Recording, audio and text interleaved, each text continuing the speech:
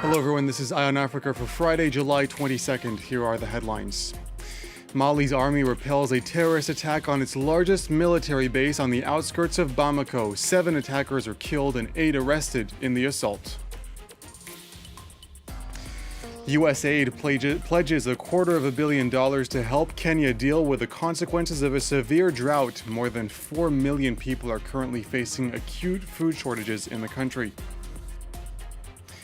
And as Tunisia gets ready for a very important referendum next week, our team in Tunis takes a look at the role of media and civil society in the years since President Kais Saied's power grab. Thank you very much for being with us. We begin in Mali, where the army says it has thwarted a jihadist attack on a key military base on the outskirts of Bamako. The Kati base is the country's largest, and it is believed to be the residence of Mali's interim leader, Colonel Assimi Goïta. According to a statement, 2 vehicles loaded with explosives were blown up at the camp at around 5 o'clock this morning. 7 attackers were killed and 8 arrested. France 24's Sam Bradpeace says more. This assault on early Friday morning was really quite audacious. It saw 2 kamikaze vehicles, as well as heavy gunfire and mortars, target a Malian military base in a place called Kati, some 15 kilometers from the capital. According to the Malian Armed Forces, 1 of its soldiers was killed during the assault, alongside 7 of the assailants, supposedly belonging to a group affiliated to Al-Qaeda. The attack on Friday followed a wave of similar assaults on Malian military positions on Thursday, and is perhaps a reflection of growing confidence of Islamist groups within Mali. Not only are they openly attacking Malian military positions, but they're also encroaching closer and closer on the Malian capital. All of this comes in a context of French military withdrawal from Mali, and also within a context of the Malian junta isolating itself from various other security apparatuses, such as MINUSMA, the UN peacekeeping force, and the G5, that's a regional defense force. What this really shows us is that the Malian junta is looking increasingly unable to assure its own defense. Emergency services in Tripoli in Libya say at least 13 people have been killed in violent clashes between armed groups overnight. Among the dead, 3 civilians, including an 11-year-old. 30 people were also wounded. The clashes occurred between 2 armed groups, the El Rada force and the Tripoli Revolutionaries Brigade. Sources say one group's attention of a fighter belonging to the other group had sparked the fighting. The incident, which extended to several districts of the capital, was the first time civilians died due to fighting in Tripoli since 2020. Let's turn our attention now to Tunisia as the country gears up for an all-important referendum this Tuesday. Since the 2011 revolution, the media and civil society have won many freedoms. In the immediate aftermath of President Kais Saied's power grab, however, they initially struggled to stake out strong positions, not wanting to go against the wave of popular support for the leader. But over the past 10 months, the tide has turned, especially after the president granted himself most powers and proposed a new constitution with a strong presidential regime.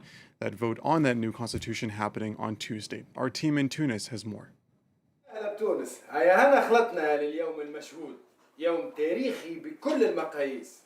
It's early July, one day after the president published his new draft constitution. As he does every day on his noontime Midi show, one of the most popular shows in Tunisia, commentator Haitham al-Makki takes an ironic tone and doesn't hesitate to criticize the political scene. I'm continuing to do my job, to criticize, whether it's the president, the government, almost everyone, the opposition also, of course. I have no problem doing it. He says the political climate is tense. Yes, dangers exist. They've always existed during the last 10 years. But today, I understand you have to be very vigilant because no one knows what will come next. As the July 25th referendum approaches, the media is expecting to face challenges. The Journalists' Union has denounced restrictions on covering the campaign and the limited debate on the stakes of the Constitution. They joined other civil society groups recently to denounce the president's constitution project for threatening freedoms. I think that civil society today, they're aware of the threats, of the derailing of the democratic process in Tunisia. But we need stamina, not just for the 25th, not just for the elections next December the 17th. Yet one of the most powerful civil society groups is sitting out the referendum. The largest union, the UGTT, took a more confrontational role against President Kais Saied before the draft constitution was published. It had organized a general strike in June to challenge the government's economic position, but it refuses to take a position on the referendum. Small correction to what I said before that report. The referendum will be happening on July 25th. That is Monday and not Tuesday. To our next story, U.S. development agency USAID has said it will be giving Kenya more than $250 million in emergency assistance to tackle an historic drought. Some 4.1 million people are currently facing acute food shortages in the country. Authorities in Kenya say it's one of the worst humanitarian crises to hit the country in 40 years. Sophie Lamotte has the story.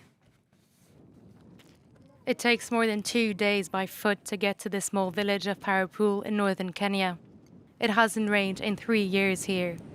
In this desert of dust, food is scarce, and residents have to eat berries to survive.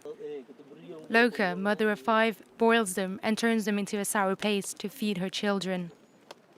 I feed my children these berries because there's nothing else to give them. This well is the only source of water in the village, and residents have no other choice but to share it with a few animals to survive the drought. And the water is killing us. It's not clean. Monkeys drink it. It's contaminated with worms, and it's not fit for drinking. The well is deep. Children have even fallen into it. 3 were rescued, but 1 child drowned. The Horn of Africa is experiencing its worst drought in 40 years. At least 18 million people are in a situation of extreme hunger.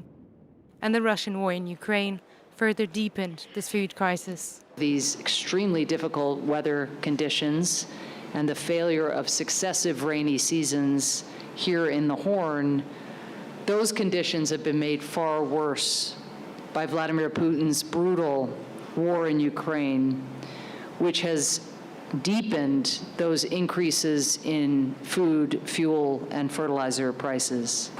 The ongoing agreement between Ukraine and Russia could resume wheat exports and bring temporary relief to this food crisis. Ivorian President Alassane Ouattara was in South Africa this Friday. A joint press conference was held with President Cyril Ramaphosa in Pretoria.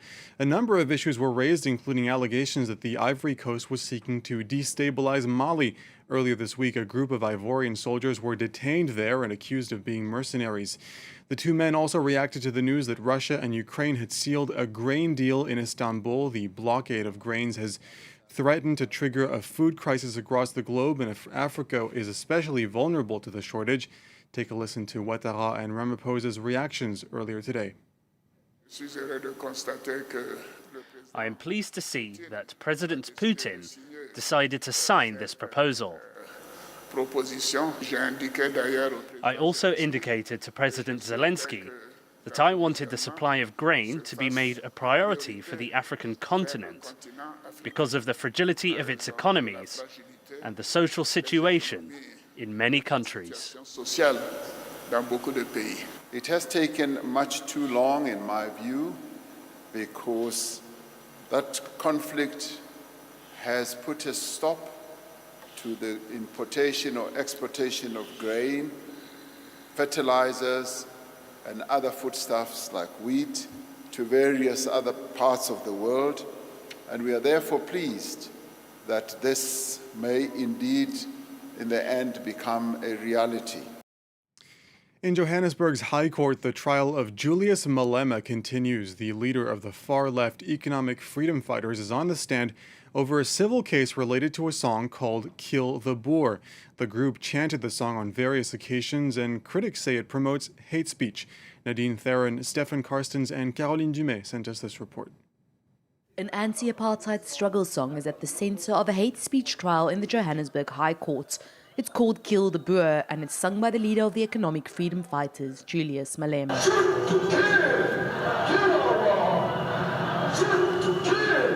The Afrikaner civil rights group AfriForum says the song incites violence, but Malema's legal team disagrees. If there is going to be a link made by Mr. Prinsloo between the song and the psychological harm, he he must be able to make that link. What we're simply submitting, Your Lordship, is it is not a result of the song. There's no evidence to that effect. This is Mr. Prinsloo, one of the trial's key witnesses who lost the use of his legs in a farm attack near Pretoria. Then they tried to resuscitate my wife, but I could hear that she had a lot of blood in her lungs and it was just gurgling. And then I realized that she was dead.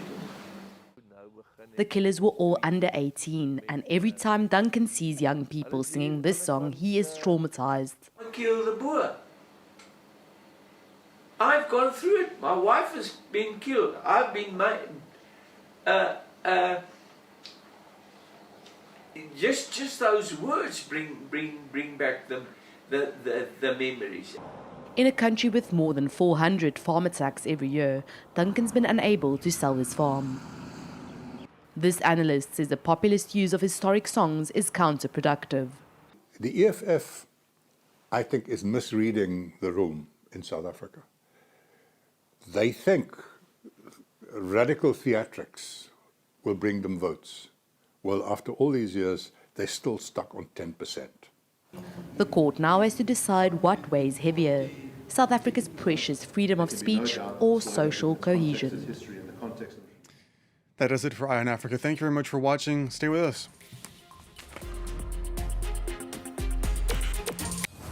They observe. They contact us. They report, film, photograph. They are the voice of the voiceless.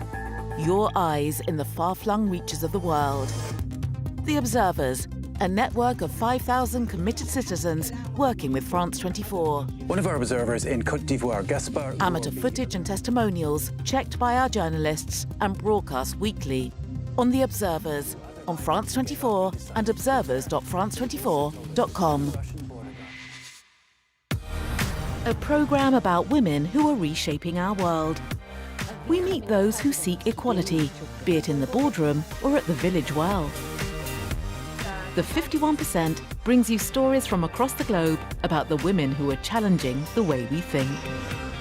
The 51%, presented by Annette Young on France 24 and France24.com.